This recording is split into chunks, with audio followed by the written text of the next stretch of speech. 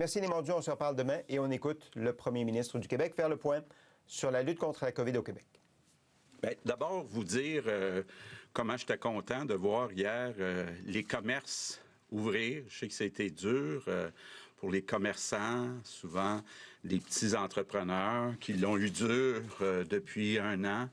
Je pense que aussi les Québécois étaient contents de retourner dans les magasins.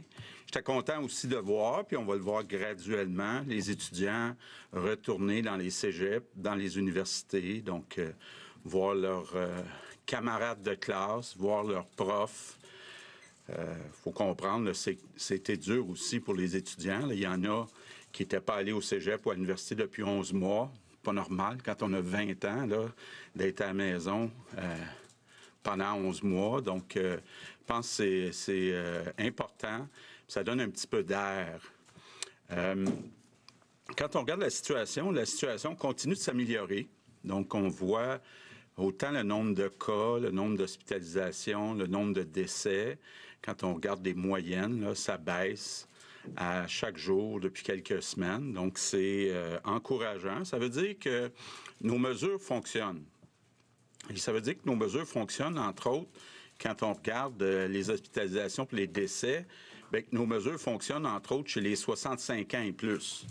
Parce que, je le répète, 80% des personnes hospitalisées ont 65 ans et plus, 95% des personnes qui décèdent ont 65 ans et plus. Donc, quand on voit le nombre d'hospitalisations puis le nombre de décès diminuer, ça veut dire qu'il y a moins de contacts avec les personnes de 65 ans et plus. Il y en a un certain nombre qui sont dans les entreprises, mais il y en a beaucoup aussi qui sont dans les maisons. On peut penser, là, même s'il n'y a pas de preuve directe, que le couvre-feu donne des bons résultats. Donc, on est content de voir la tendance actuellement qui est positive. Mais, il faut continuer d'être prudent. Et je le sais, là, je voyais entre autres des reportages ici à Québec, dans certaines régions qui ont hâte de passer au orange. On suit ça de près, puis on va vous revenir la semaine prochaine. Mais il reste qu'il faut être très prudent, surtout à cause de la situation dans les hôpitaux. Je comprends très bien que c'est difficile, puis il y en a qui ont très hâte de revoir leurs amis, de faire des parties, des soupers entre amis. Moi, j'avais, en fin de semaine, c'était la fête de mon meilleur ami. Là, on était un groupe sur Zoom. C'est pas pareil prendre un verre en gang sur Zoom. Là, ça, c'est très clair. Donc, je peux comprendre que les gens ont hâte. Mais il reste que cette pandémie-là, elle est là. On a passé, il y a quelques jours, le cap des 10 000 décès. Donc, c'est quand même, là, toute une catastrophe quand on pense à ça. 10 000 décès. Puis j'en profite d'ailleurs pour offrir encore une fois mes condoléances à toutes les familles des victimes. Vous répétez aussi que le 11 mars, on va faire une grande commémoration pour le premier anniversaire de cette crise terrible. Bon, j'en vois qui essaient de faire des bilans, de se comparer. Faut être prudent. J'ai vu là, qu'on commence à avoir des chiffres sur la surmortalité. On voit, là, puis ça demande des explications. Au Québec, on a plus de décès que la surmortalité. Bien des endroits où c'est le contraire. Bon, peut-être ce qu'on voit, évidemment, c'est que ça a été très dur au Québec pour la première vague. On s'en tire mieux pour la deuxième vague.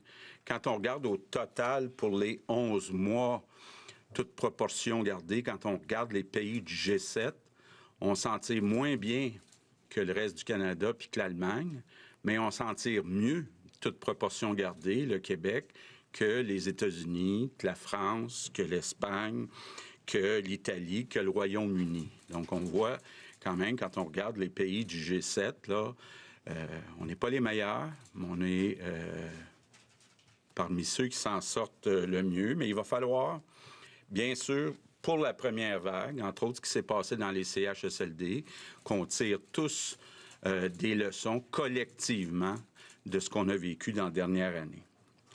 Mais à court terme, la bataille n'est pas finie. Donc, avant de tomber seulement dans les bilans, là, il faut d'abord poursuivre la bataille. On est aujourd'hui, on a toujours 940 personnes, 940 patients hospitalisés pour la COVID. Aujourd'hui, on est rendu avec un délestage moyen de 27 %. La semaine passée, on était à 34 %. Donc, ça veut dire que la situation s'améliore. Mais d'un autre côté, ça veut dire qu'on reporte encore 27 % en moyenne de nos chirurgies. Ça veut dire que non seulement on ne réduit pas notre liste d'attente, mais on augmente notre liste d'attente. Donc, il faut tous garder ça en tête. Puis, il faut penser à nos infirmières, puis à tout le personnel qui travaille dans nos hôpitaux. Ça fait 11 mois. Rappelons-nous que même avant la pandémie, il nous manquait d'infirmières, il nous manquait de personnel. Donc, imaginez-vous, quand on ajoute tous ces patients COVID, on a eu beau faire une entente sur les clauses normatives avec la FIC, avec le syndicat qui représente plusieurs infirmières, pour essayer d'améliorer leurs conditions de travail. Il reste que j'entends les infirmières, puis je les comprends, que c'est très dur. En même temps, moi, je suis ouvert à tous les commentaires, à toutes les suggestions. Même chose pour le ministre de la Santé, mais on ne peut pas faire de la magie, on ne peut pas inventer rapidement des infirmières. On essaie d'accélérer les formations, mais il continue de nous manquer beaucoup d'infirmières. Sinon, bien, ne serait-ce que pour cette raison, je demande encore à tous les Québécois d'être extrêmement prudents. On peut aller, oui, faire ses courses, aller prendre une marche, bon, bien sûr, aller à l'école, aller travailler, mais sinon, il faut rester à la maison. Il faut rester à la maison. Je sais que c'est pas toujours drôle de rester à la maison, mais je vais en profiter pour féliciter Télé-Québec. Samedi soir, on a eu droit à une pièce de théâtre, La face cachée de la Lune. Donc, avec le grand Robert Lepage, puis Yves Jacques aussi, qui est un excellent comédien. Moi, j'ai regardé ça avec mon épouse, avec mes 2 gars. Bon, il y en a qui aimaient moins les pauses publicitaires. Moi, ça m'a donné l'occasion de jaser du texte avec mes gars, mon épouse. Mais je veux dire bravo. Bravo à Télé-Québec. Puis on va essayer de travailler avec la ministre de la Culture pour en avoir plus des occasions comme celle-là, surtout dans le contexte qu'on vit actuellement. En terminant, il y a une autre demande que j'ai à faire. Et puis le ministre de la Santé a bien insisté, et le directeur aussi national de santé publique. Il faut que les gens aillent se faire tester plus rapidement. On calcule actuellement, parce qu'on leur demande, on leur pose la question, que les gens en moyenne attendent plus de 2 jours avant d'aller se faire tester, 2 jours après avoir commencé à avoir les symptômes. C'est beaucoup trop tard. Il faudrait, là, dès que vous avez des symptômes, aller vous faire tester. Je pense qu'on a ajouté beaucoup de capacité. Il n'y a pas de délai, ou en tout cas, les délais sont pas longs. Puis c'est pas long non plus pour obtenir les résultats. Peut-être tousser un mot pour vous dire qu'on n'oublie pas la relâche scolaire. On va vous revenir dans les prochains jours. La relâche scolaire, c'est la semaine du 1er mars. On a une inquiétude avec la semaine de relâche. Habituellement, il y a une espèce de grosse soupe, un gros brassage de population durant la semaine de relâche, même si les gens restent au Québec. Je veux répéter aux parents, c'est pas le temps d'organiser des activités avec d'autres familles. C'est pas le temps non plus de demander à ceux qui ont 65 ans et plus de garder les enfants. Mais ça nous inquiète, puis on va vous revenir, puis on n'exclut pas à ce moment-ci, pour cette semaine-là du 1er mars, d'ajouter des mesures additionnelles pour éviter qu'il se passe qu'on a vu un peu dans le temps des fêtes. Donc, en conclusion, on s'en va dans la bonne direction, mais il faut être extrêmement prudent, puis il faut penser à nos infirmières, puis à tout le personnel qui est dans nos hôpitaux, qui travaille très, très fort depuis 11 mois, puis qui sont à court de personnel.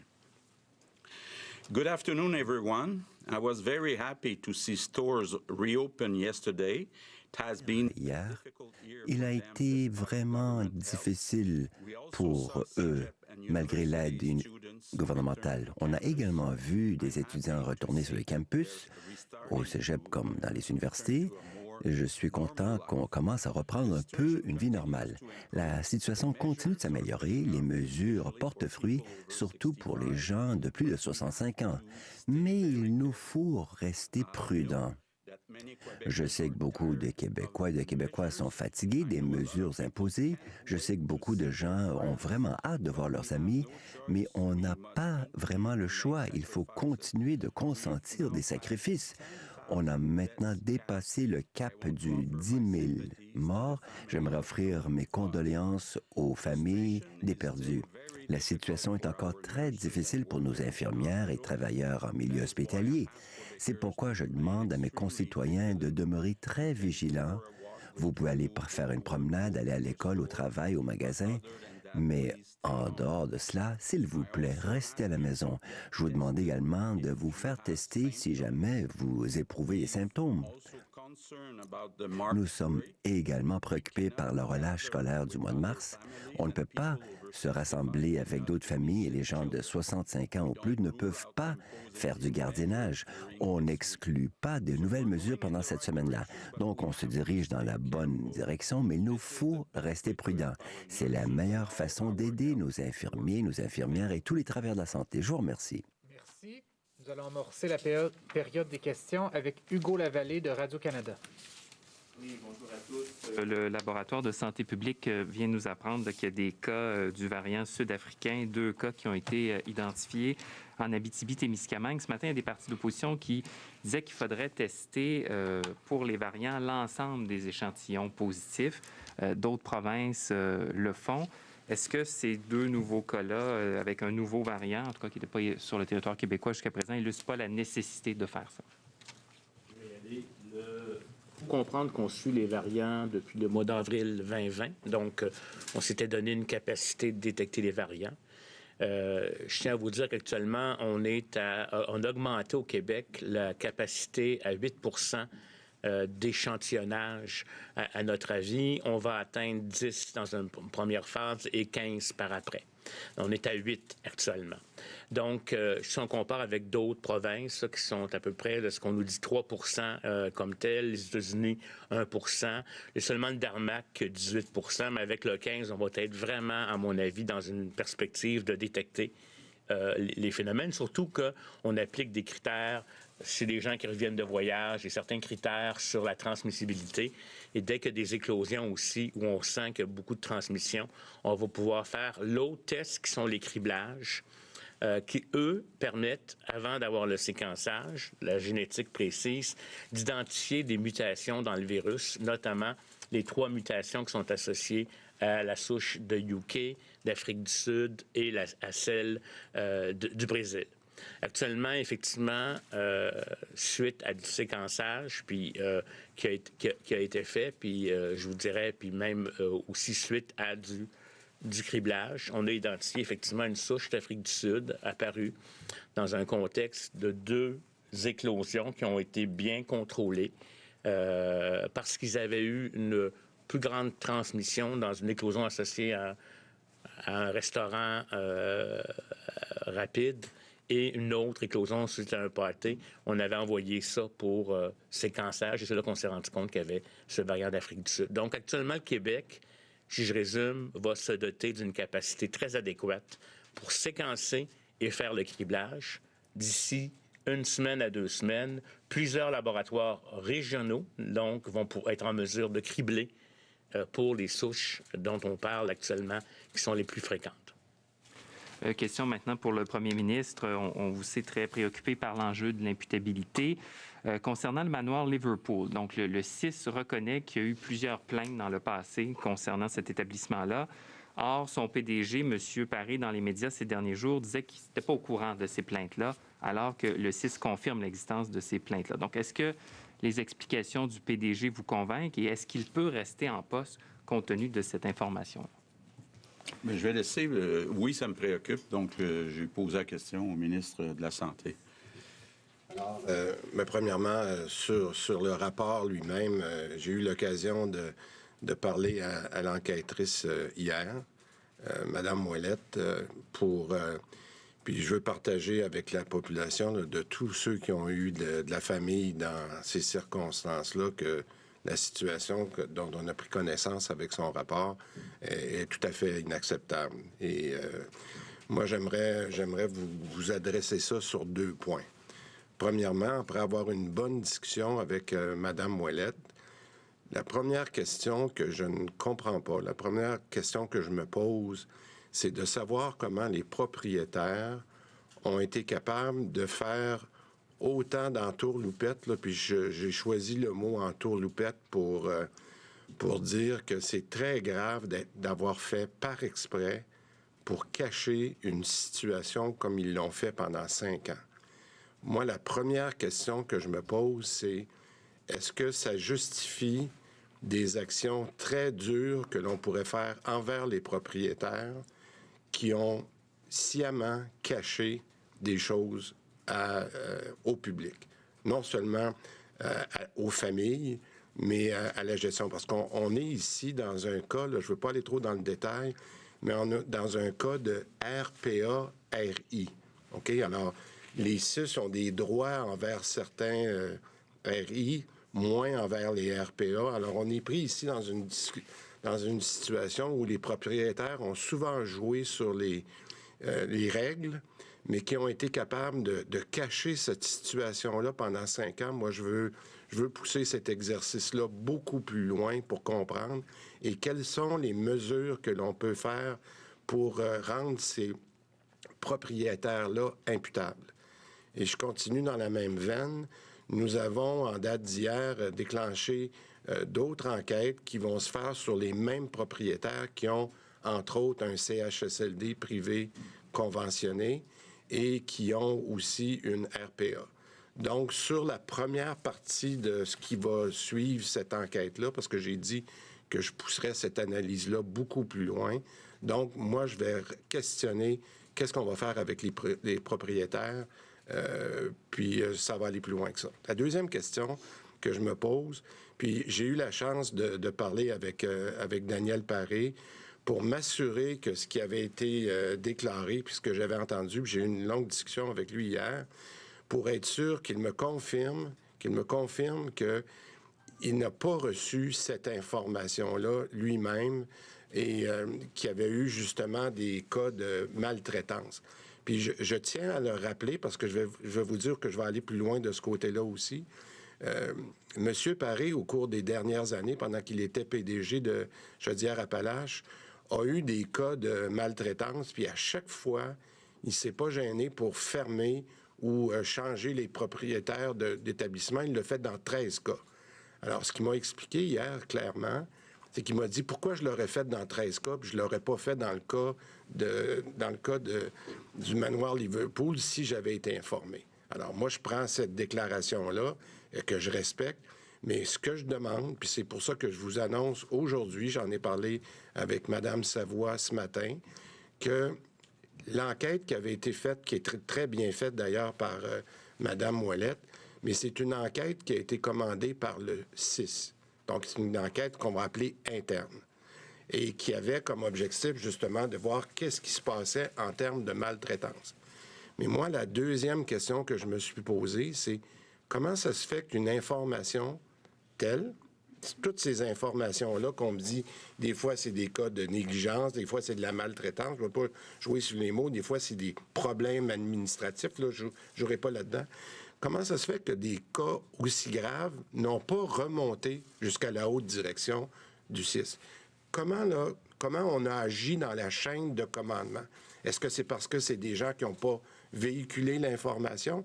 Alors, moi, fort de ça, et j'ai pas eu les réponses à mes questions depuis les derniers jours, alors j'ai demandé à Mme Savoie, ma sous-ministre, de lancer une enquête externe, comme on le fait des fois, pour aller avoir toute la lumière sur qu'est-ce qui s'est passé et pourquoi cette information-là n'a pas monté jusqu'à la haute direction du CIS. Alors, je vais vous dire, puis je vous répète ce que j'ai dit dans les dernières heures. pour moi, le rapport de Mme Ouellette, ce n'est pas la fin, c'est le début de l'enquête. Il y a une... je dirais en terminant, excusez la longue réponse, mais je dirais en terminant qu'il y a une culture dans nos CIS et CIUS d'appuyer les directions de nos établissements. Puis moi, je pense qu'il faut changer la culture. La culture, il faut qu'elle soit d'appuyer les patients, d'appuyer les plaintes. Ma collègue, la ministre Blais, a lancé un projet de loi qui a été passé l'automne passé sur la maltraitance. On a maintenant un commissaire à la maltraitance. Ce commissaire-là va maintenant appuyer les commissaires qui sont dans les CIS, qui doivent recevoir les plaintes. Je vais vous dire, on va aller plus loin. S'il faut remettre à jour la loi sur la maltraitance qui avait été passée en 2017, je crois. Alors, je vous dis que ce cas-là, ouais, pour moi, va être un changement d'attitude et on va continuer de pousser l'analyse de ce qui s'est passé en Chaudière-Appalaches. Merci. 2 questions ont été posées. Il en reste 26 en 35 minutes. Louis Lacroix, Cogeco Nouvelles. Désolé. Pas de problème. Désolé. Bonjour, Monsieur le Premier ministre, Monsieur le ministre, Dr Arruda. Monsieur Legault, les oppositions continuent de demander une enquête publique sur la gestion que vous avez faite de la pandémie. On dépasse en fait 10 000 morts depuis cette fin de semaine. Le 3 avril 2020, vous aviez dit, et je vous cite, « Notre réussite ou notre échec va dépendre du nombre de décès ». Quel est le bilan, après 10 000 morts, que vous faites de votre gestion? Est-ce que c'est une réussite ou un échec?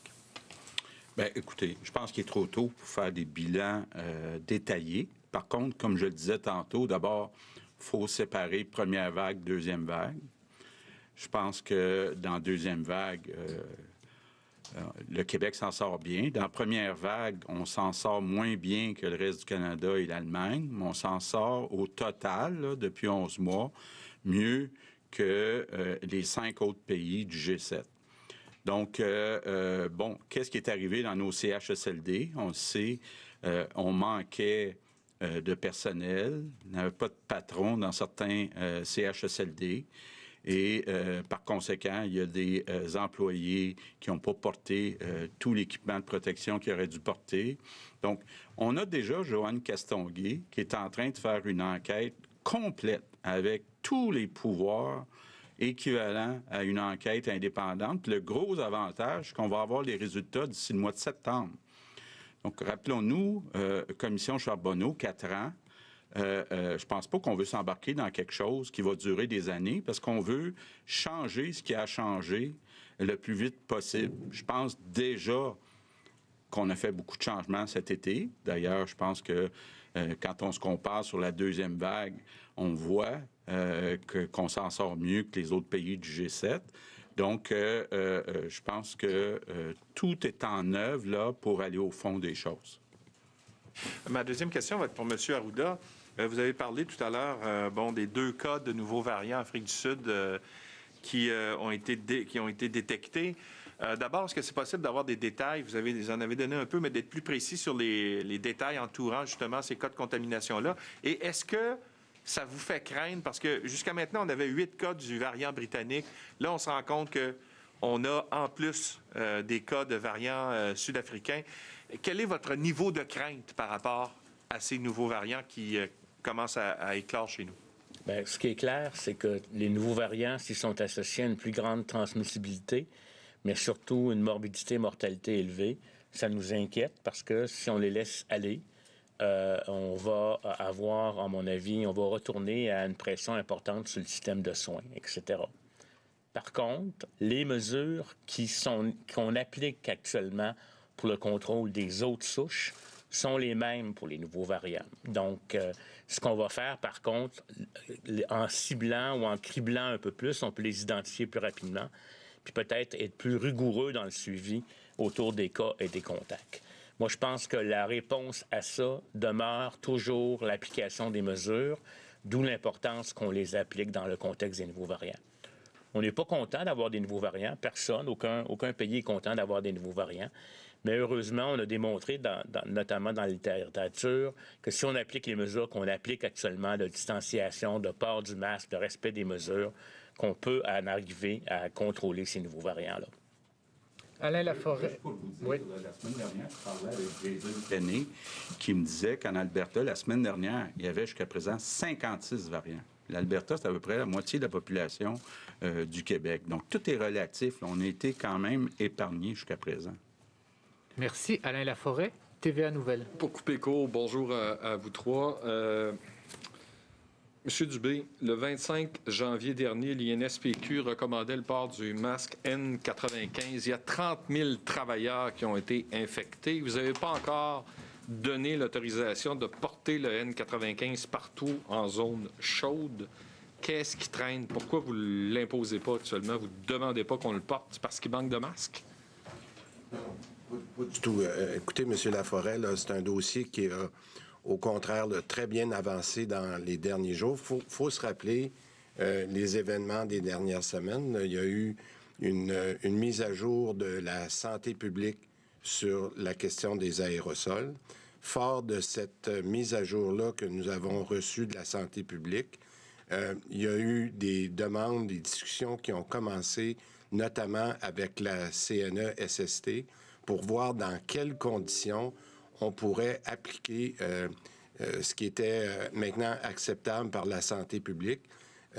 Mon ministère, Madame Savoie en tête avec les gens de ressources humaines, ont conclu une entente là, qui était acceptable autant pour les demandes qui étaient faites par la CNES, parce que la CNES arrive avec un avis.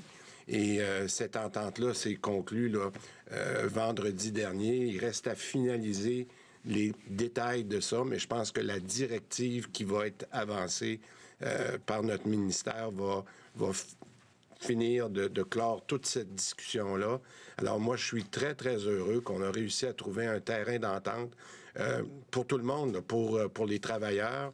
Il fallait bien définir qu'est-ce que c'était qu'une éclosion non contrôlée. On est allé vers les zones chaudes. On a trouvé la bonne façon de trouver l'équilibre entre ce qui était demandé par la CNES puis ce qui était demandé par la santé publique. Alors moi, je vous dirais qu'on a une solution maintenant. Il s'agit juste à finaliser une directive. C'est une question d'une journée ou deux. Autre dossier, Monsieur le Premier ministre, votre ministre de la Sécurité publique, vice-premier ministre, a demandé au juge Louis Dionne d'enquêter sur l'affaire Caméra. Le DPCP a décidé d'ouvrir ses portes à son ancien patron, qui est juge à la Cour supérieure. Vous attendez à quoi au juste et dans quel délai de temps vous espérez avoir des réponses? Bien, écoutez, d'abord, la réputation du juge Dionne n'est plus à faire. Là. Juge à la Cour supérieure, il était sous-ministre à la Sécurité publique, sous-ministre à la Justice, il était responsable du DPCP. Je pense pas qu'on peut imaginer quelqu'un qui connaît mieux le système que lui. Donc, évidemment, on veut que ça soit le plus rapidement possible, mais on veut lui donner le temps d'aller au fond des choses. Donc, on veut savoir ce qui s'est passé parce que c'est préoccupant. Écoutez, ça n'a pas de bon sens. Puis les Québécois n'aiment pas ça, voir ce qu'ils entendent depuis une semaine. Donc, il faut aller au fond des choses. Et je pense qu'on a la meilleure personne pour le faire avec le juge Dionne. Fanny Lévesque, La Presse. Monsieur Dubé, sur le port du masque N95, si je comprends bien vos explications, c'est donc pas une recommandation de la santé publique d'étendre le port du masque dans les zones chaudes. C'est la CNESST qui a pris cette décision-là d'aller de l'avant. Donc, pourquoi c'est la CNESST qui prend la décision et pas la santé publique? La CNESST, elle a aussi son propre organisme d'analyse, son propre réseau d'experts. Et dans le cas, puis c'est ce qui était demandé par la santé publique, c'était d'aller porter des N95, ce qu'on appelait dans des situations d'éclosion non contrôlée. Essayer de définir qu'est-ce que c'est qu'une éclosion non contrôlée, c'est là que ça a pris quelques jours pour être capable de s'entendre avec la CNEST qui disait, nous, ce qu'on veut, puis avec raison, là, on est tous d'accord, c'est comment protéger nos travailleurs en essayant d'avoir une définition assez simple. On s'est entendu après de longues discussions, que la meilleure façon de rejoindre les deux parties, c'est-à-dire et la santé publique et la CNES, c'était de prendre notre définition de zone chaude. Et zone chaude, c'est où on a 2 éclosions et plus. Deux cas et plus, donc une éclosion. Alors, c'est exactement ce que je viens de vous dire. Là, moi, je suis content parce qu'il fallait trouver une façon de faire atterrir ça sur le terrain. Puis la bonne nouvelle, c'est qu'en plus des masques, des N95, maintenant, on en a. On en a parce que, vous savez, on a signé des ententes. On a maintenant un producteur québécois. Donc, moi, je suis content parce que tout ça est arrivé au bon moment. Puis on est capable d'avoir une solution qui fait l'affaire de tout le monde, là. Des syndicats, du ministère de la Santé, de la CNES. Je pense qu'on a une très, très bonne décision. J'aimerais ça vous entendre sur la vaccination. Bon, on a eu plusieurs retards dans les dernières semaines. Le calendrier n'a pas été republié là, avec une mise à jour. Mais je voudrais savoir précisément, est-ce que c'est toujours réaliste, là, selon les prévisions pour les prochaines semaines, sur l'approvisionnement, là, donc d'amorcer la vaccination des 80 ans et plus à la mi-février? Est-ce que c'est toujours réaliste de faire ça? Et est-ce que c'est toujours l'objectif d'avoir terminé la vaccination en RPA et du personnel soignant première semaine de mars? Est-ce qu'on est toujours là ou là, ça tient plus la route? Bien, écoutez, je vais être prudent, hein, très prudent même, parce que j'avais une rencontre, quel jour on est? Aujourd'hui, on est mardi, donc j'avais une rencontre hier avec les différents ministres de la Santé et du fédéral pour se faire confirmer. Puis j'ai redemandé au major Martin si les quantités qu'on s'est fait promettre vont être au rendez-vous dans les prochaines semaines. Et selon lui, il n'y avait pas de changement. Donc ça, c'est la bonne nouvelle. Donc, basé sur ces données-là, là, pas plus tard qu'hier, on devrait être capable de respecter l'essentiel de nos engagements. C'est sûr que, puis je vais terminer là-dessus, c'est sûr que plus on nous squeeze vers la fin, plus ça va être difficile à réaliser.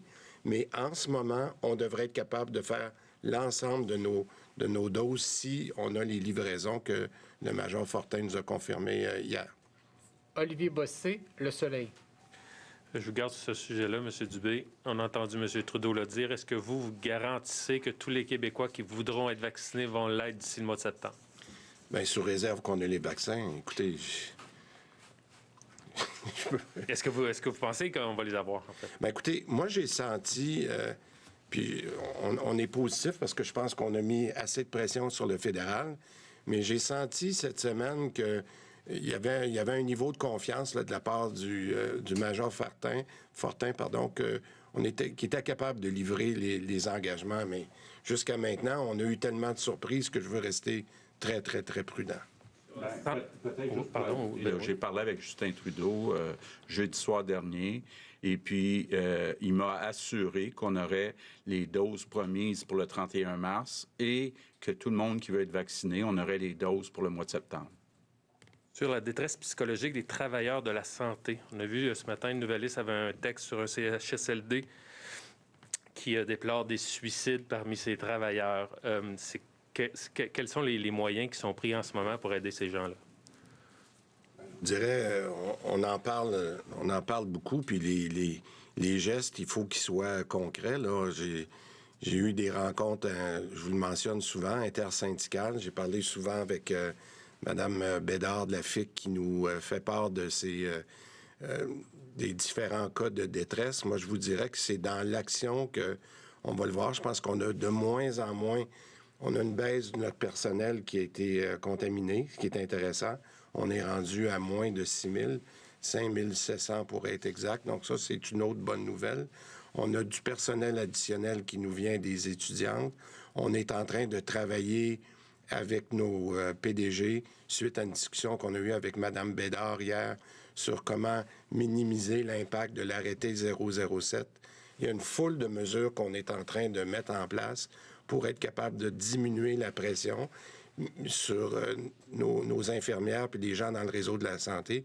Mais je vous dirais que la meilleure mesure, c'est celle que les Québécois ont adoptée depuis un mois, c'est de baisser le nombre d'hospitalisations puis de donner un peu un répit à nos gens de la santé. C'est la meilleure chose qui peut arriver à tout le monde.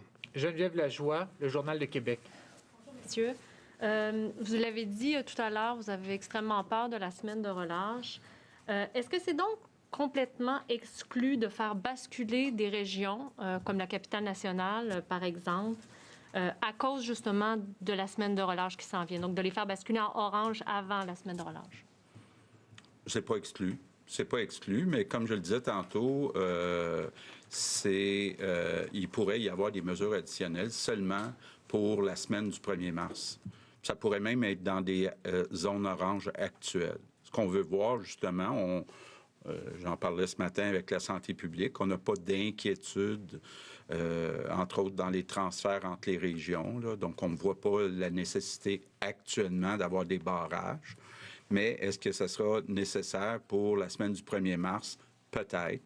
Que fera-t-on avec le couvre-feu pour la semaine du 1er mars pour éviter justement qu'il y ait des contacts pendant cette semaine de relâche? Ce sont des choses qu'on est en train de discuter et puis on va vous revenir dans les prochains jours. Ce matin, on découvre qu'il y a quand même un taux d'échec assez important chez les jeunes du secondaire, notamment secondaire 3, 4 et 5.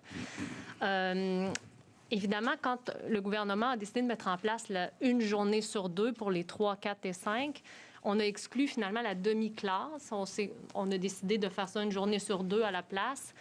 La raison pour laquelle vous aviez fait ça à l'époque, vous aviez dit que c'est pour avoir moins de monde un peu dans les cafétérias notamment.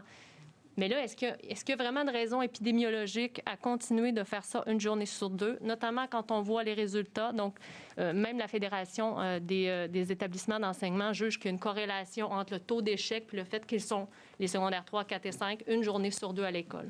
OK. Bon.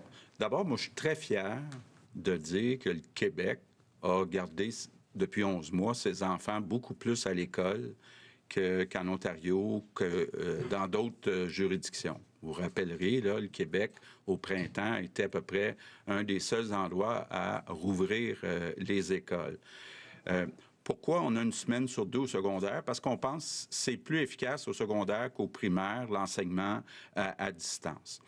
Mais même si on est un des endroits au monde où on a eu le plus d'heures de présence de nos enfants à l'école, il reste qu'on ne peut pas penser qu'il n'y aura pas d'impact sur la réussite scolaire d'avoir perdu un certain nombre de jours ou d'avoir eu un certain nombre de semaines qui sont à distance plutôt qu'en présence. C'est pas idéal. Donc, j'ai demandé à Jean-François Roberge là, de mettre tout ce qui est possible de mettre en place comme rattrapage, tutorat et autres pour s'assurer qu'on donne le maximum à nos enfants pour qu'il y en ait le plus possible qui réussissent leur année scolaire. Patrice Bergeron, La Presse canadienne. Bonjour à vous trois. J'aimerais revenir sur la question de la semaine de relâche puis des mesures qui pourraient être ajoutées. Donc, vous avez évoqué des barrages et le maintien éventuel du couvre-feu, mais est-ce qu'il y a d'autres mesures que vous envisagez éventuellement ou... Bien, il faudra d'abord voir où on va être rendu concernant les zones oranges, les zones rouges. On devrait, la semaine prochaine, vous dire, bien, voici ce qu'on propose pour le 22 février. Donc, on va voir d'abord où on va en être globalement dans les 17 régions du Québec avant le 1er mars. On va voir aussi où on est rendu sur le nombre de cas, le nombre d'hospitalisations, etc., etc. Donc, on va avoir des discussions avec la santé publique.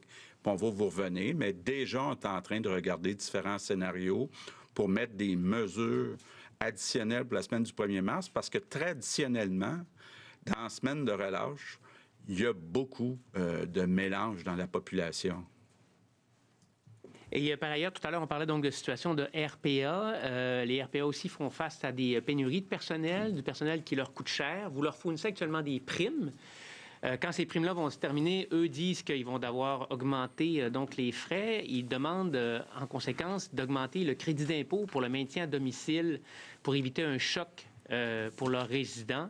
Est-ce que c'est une question qui apparemment est discutée chez le gouvernement? Envisagez-vous donc d'augmenter le crédit d'impôt pour les personnes, pour les maintenir à domicile, pour leur permettre que ça soit plus accessible pour elles?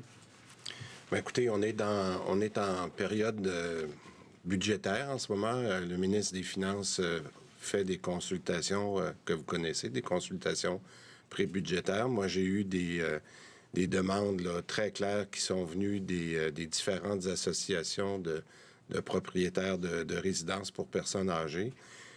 C'est évident que ça s'inscrit dans notre philosophie gouvernementale de garder les gens le plus longtemps possible à la maison. Donc, le soin à domicile, ça inclut, entre autres, les résidences pour personnes âgées, les RPA.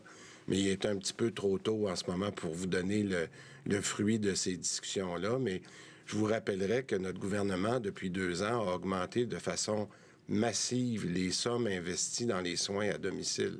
On s'était engagé à mettre 200 millions par année supplémentaires pour 800 millions sur 4 ans. On est rendu à 1,4 milliard. On a augmenté l'appui aux soins à domicile et on va avoir des discussions. Qu'est-ce qu'on fait pour les RPA avec le ministre des Finances dans les prochaines semaines? François Carabin, Métro. Bonjour, messieurs. Docteur Arruda, j'aimerais revenir sur la stratégie là, de criblage des cas de COVID-19. C'est une stratégie utilisée déjà en Ontario, où on l'a vu, il y a énormément de cas de variants qui ont été rapportés. Ici, c'est 11 comparé à ça.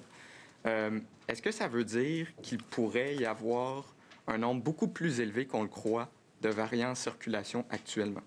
C'est le cas partout. Vous comprendrez que le criblage, le séquençage, c'est toujours fait sur un échantillon, pas sur 100%. Mais c'est souvent associé à une augmentation de transmission. Là. Je pense que le Québec avait quand même 3% de séquençage qui était fait. Je pense qu'avec l'arrivée de ces nouveaux variants un peu partout autour, il est probable. Je tiens à vous dire qu'actuellement, il y a effectivement ce qu'on vous a donné comme chiffre. On est à 11 qui a été publié par l'Institut, mais il y a plusieurs tests qui vont aller en séquençage, là, qui sont comme en attente. Puis, sur la base du criblage, on a déjà certaines situations où on pense que ça pourrait être un variant de UKIP, etc. On intervient de toute façon en fonction de ça. Puis, si vous me demandez la question, c'est vrai qu'il y a toujours plus de cas que ce qu'on prévoit.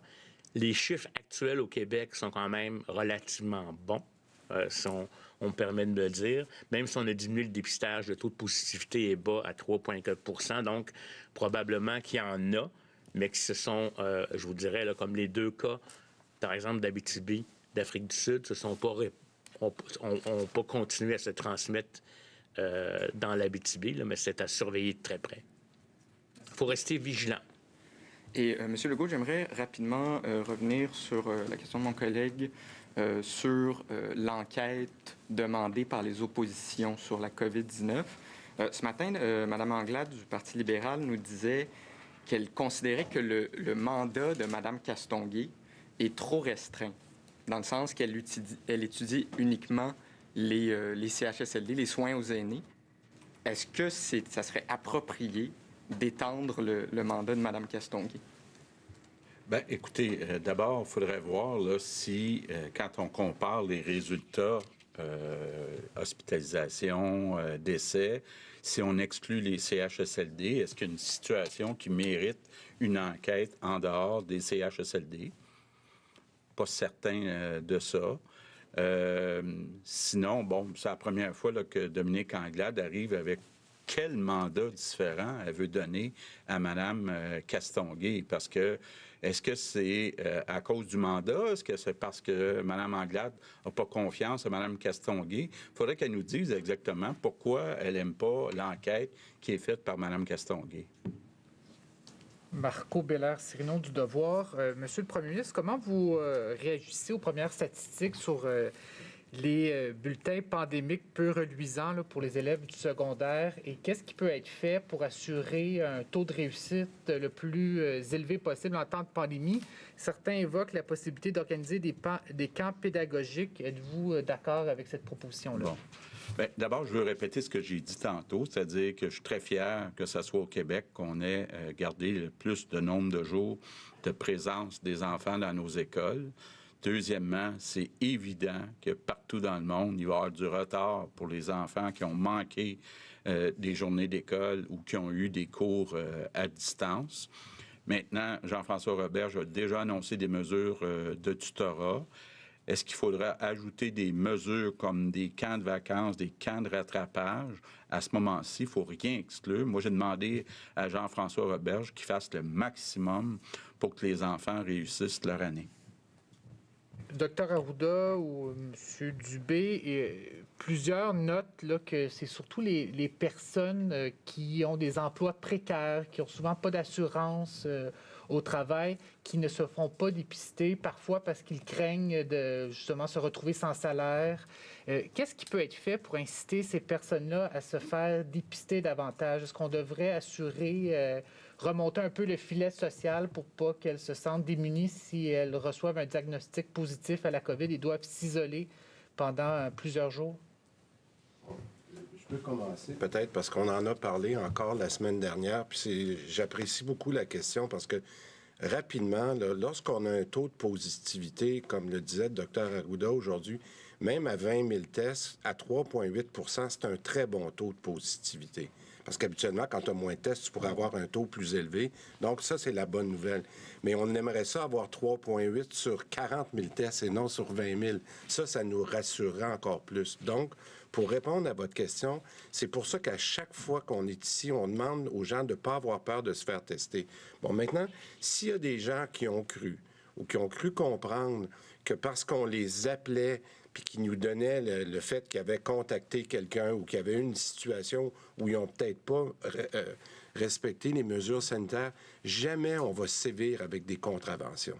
Puis on a demandé aux gens de la santé publique de s'assurer, puis j'en ai parlé directement avec Dr Arruda puis son équipe, il faut que l'accompagnement qu'on fait de ces gens-là, c'est de leur offrir, de dire, est-ce que vous avez besoin que quelqu'un aille vous voir pour aller vous porter de la nourriture? Est-ce que des services qu'on pourrait vous rendre? Les accompagnements vont être positifs et non négatifs. Et ça, je veux juste rassurer. Donc, si les gens hésitent, puis pour rassurer ce que le premier ministre disait, ramener le délai de 5 jours à 4 jours, à 3 jours, bien, on va tout faire avec toute la population et surtout ceux qui hésitaient à venir se faire tester. Il n'y aura personne qui aura des contraventions pour ça. Merci. Nous allons maintenant passer aux questions en anglais avec Raquel Fletcher, Global News. Good afternoon. Bonjour. J'aimerais vous entendre sur la décision de Santé Canada de réétiqueter les flacons de Pfizer de 5 à 6 doses par flacon. Et si oui ou non, le Québec a assez de seringues. Est-ce possible? Réponse. C'est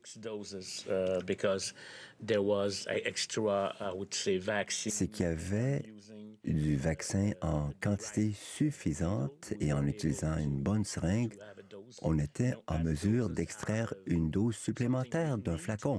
Comme les doses sont rares, on ne veut pas en gaspiller. Et maintenant, nous travaillons pour avoir la seringue parfaite afin de passer aux 6 doses. Il y a également du travail fait avec le fédéral pour obtenir ces petites seringues qui rendront la tâche plus facile. Mais même avec les autres, nous n'avons pas perdu de doses précieuses, car ce dont on a besoin, c'est les vaccins. Question sur les masques N95. Était-ce une erreur de ne pas rendre obligatoire le port de ces masques-là il y a déjà longtemps? Est-ce que vous regrettez de ne pas avoir pris la décision? Réponse. En fait, on a toujours suivi les autorités sanitaires et des autorités semblables de par le monde.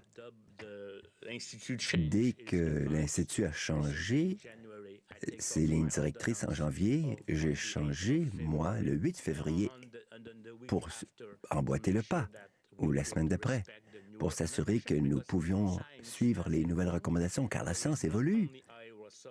Il n'y a pas uniquement des aérosols, il y avait également une possibilité de transmission. Le masque médical, dans la plupart des situations, c'est le bon choix, mais dans certains cas, le N95 était plus indiqué. Mais savez-vous, le fait de porter un masque N95 toute la journée, cela comporte ses propres inconvénients. Question. Bonjour. Dans la foulée de ce dossier du masque N95, c'est obligatoire pour tous les travailleurs de la santé en zone chaude. En avez-vous assez sont-ils fabriqués ici au Québec pour que nous ne nous servions pas de masques N95 fabriqués en Chine? Est-ce que l'approvisionnement montréalais est suffisant? Réponse, oui. Donc, ils sont fabriqués au Québec? Oui. Nous avons également, réponse, nous avons d'autres fournisseurs québécois, je pense à 2 entre autres, qui se sont inscrits sur la liste tout récemment. Donc, on a en masse de masques. Question. Sur le dossier des variants, vous dites que ça fait peur, l'impact des variants sur le système de santé et la pression supplémentaire que les variants font subir. Pensez-vous que les tests de criblage et de séquençage pourraient être accélérés? Regardez la France, l'Ontario, par exemple. Ils sont plus agressifs à cet égard, n'est-ce pas? Est-ce que vous envisageriez d'apporter des modifications pour que tous les cas positifs soient vérifiés pour la présence d'un variant? Réponse. Je ne crois pas qu'il y a une province qui le fait pendant un terme plus long, peut-être un échantillon est vérifié. Nous estimons que, avec l'augmentation de notre capacité de séquençage dans les 15 dans les prochaines semaines et le criblage qui sera effectué sur tout cas suspect, nous serons en mesure d'être bien renseignés et nous allons donc suivre les recommandations. Ce que j'aimerais rajouter, c'est que même si on n'est pas content de ces variants, il n'y a personne au monde, mais les mêmes mesures précédentes fonctionnent avec les variants. Donc, la meilleure façon de ne pas transmettre ces variants une fois apparus sur le territoire québécois, c'est de respecter la distanciation, le port du masque et l'hygiène des mains et respecter cela en milieu de travail et partout où vous vous rendez. Question. Reparlons des variants. Avec les chiffres rendus publics, Montréal est rendu à 8 cas ou 11, mais en Ontario, on dit qu'il est trop tôt pour rouvrir en lien avec le caractère mystérieux des variants. Donc, est-il sécuritaire de rouvrir les salons de coiffure, les magasins à Montréal? Réponse. Savez-vous que fondé sur l'épidémiologie observée, même à Montréal, et je dirais que les éclosions dans les sites commerciaux ont connu une baisse? Je crois que la meilleure réponse, c'est de voir l'épidémiologie et son évolution et s'y ajuster à mesure. Ce n'est pas en trouvant le variant, ce n'est pas dire que nous aurons des éclosions importantes, mais il faut les empêcher. C'est pourquoi il faut identifier rapidement. Mais c'est une gestion de risque qui est acceptable. En même temps, nous avons fait preuve de prudence. D'aucuns disent qu'on rouvre trop vite, d'autres disent qu'on ne rouvre pas assez. Donc, il y a comme un équilibre maintenant. Et nous faisons le suivi à chaque jour, à chaque semaine. Question. Les partis d'opposition, encore une fois ce matin, vous ont interpellé, M. Legault. Mme Anglade a dit que vous aviez un devoir moral d'avoir une enquête vaste et indépendante sur la pandémie. Est-ce que vous allez élargir le mandat de Mme Castonguay à cet égard? Réponse. Tout cela est déjà en place. Mme Castonguay a été choisie par tous les partis. Je vous le fais noter. Par conséquent, elle a déjà entamé ses travaux et nous avons l'intention d'avoir un rapport dès septembre. Donc, je crois que c'est efficace et suffisant. Elle a vraiment toutes les possibilités d'élargir son champ d'action. Question. Bonjour. Je sais que vous devez vous rendre au Salon Bleu, donc j'y vais rapidement. Première question. On vient d'apprendre que le ministre de la Sécurité publique ou la ministre lance une enquête sur l'affaire Camara. Quel est le message que vous envoyez ainsi? Réponse. Je pense qu'il est très important de comprendre vraiment ce qui est arrivé. Est-ce que les règles ont été suivies? Faut-il changer des règles? Il faut aller au fond des choses. Je pense que le juge Dion a toute l'expérience requise et l'autorité afin de s'assurer que nous puissions trouver toutes les réponses, car nous avons toutes et tous des questions parce que les apparences ne sont pas très bonnes. Question. Un professeur associé en droit à McGill a publié une opinion dans la presse, et je vais le citer en français, je ne veux pas paraphraser. Nous sommes devant un autre cas qui révèle le racisme systémique du service de police de la Ville de Montréal. Je pèse mes mots, je n'accuse pas tel policier ou tel enquêteur, j'accuse le fonctionnement et l'administration du SPVM. Comment réagissez-vous à ce professeur de droit et d'autres qui disent que ce que M. Camara a vécu est un exemple très clair de racisme systémique? Réponse. Je pense que nous n'avons pas assez de renseignements pour savoir si c'est un cas de racisme. Je pense que M. Dion sera en mesure de répondre à cette question sur les motivations, le pourquoi de l'affaire. Est-ce que cela aurait été la même chose si ça avait été une personne blanche? Il nous faut aller chercher les faits. Je comprends que les gens puissent vouloir réponse, n'est-ce pas? Question. Même si vous avez déjà refusé de reconnaître le racisme systémique, réponse. Moi, je parle du racisme, mais pas du racisme systémique. Moi, je parle du racisme. Merci. Et on doit mettre fin au point de presse parce que François Legault est attendu au Salon Bleu de l'Assemblée nationale pour une période de questions qui va commencer dans les prochaines minutes. 10 000, c'est quand même toute une catastrophe. 10 000, le nombre de morts au Québec, c'est quand même toute une catastrophe depuis le début de la pandémie. C'est comme ça, avec ces mots, que M. Legault a commencé dans les premières minutes son point de presse. Le bilan s'améliore, mais il ne faut pas baisser la garde, dit-il. Il demande d'ailleurs aux gens qui ont des symptômes de se faire tester rapidement. Certains attendent jusqu'à 2 jours, c'est trop long. Le nouveau variant a fait son entrée. Les nouveaux variants ont fait leur entrée au Québec. Il y a 11 cas recensés au Québec. 8 du Royaume-Uni, 7 à Montréal, 1 en Estrie, 2 d'Afrique du Sud. Où sont-ils? En Abitibi-Témiscamingue. Et il y a un autre cas qui est sous investigation à Montréal en ce moment. La vaccination, on pense être capable de vacciner tous les Québécois qui veulent être vaccinés d'ici le mois de septembre. Si les doses de vaccins arrivent, 5 700 travailleurs de la santé sont encore sur le carreau et on déleste environ le quart encore des opérations. Donc, on prend encore du retard.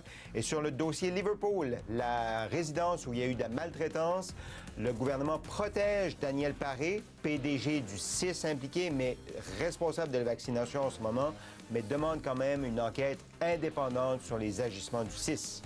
Christian Latreille suit dans un instant. Merci d'avoir été là. À demain.